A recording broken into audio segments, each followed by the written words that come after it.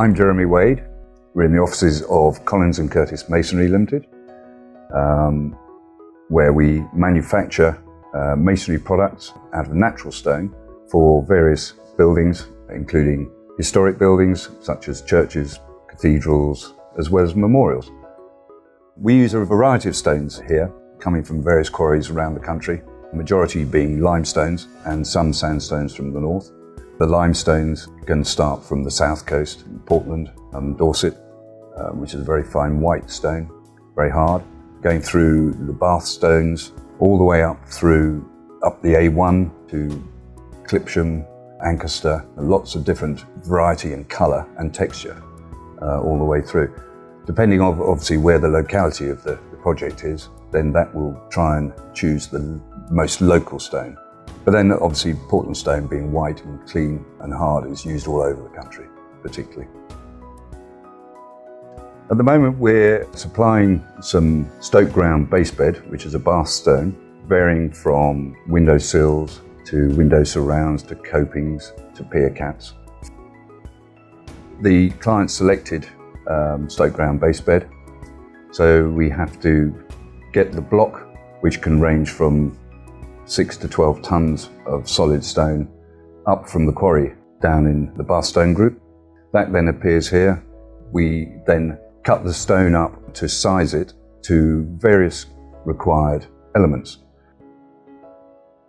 So I receive from the contractor details of stones that he requires to build his building, which I then resize, chart and put downstairs, where the whole process starts with cutting the large block into either depths or heights.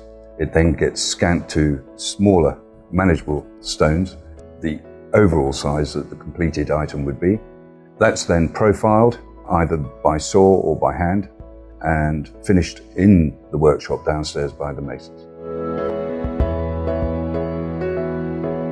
The tools and the machinery we use here starts from the very large primary saw to get the initial size of the blocks, through the medium saw to totally resize the block, to the final profile saw, which will cut the basic outline of the finished details.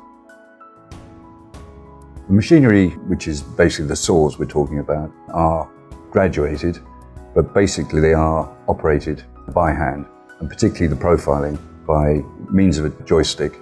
The saw blade can be dropped and raised, and it can be turned left and right.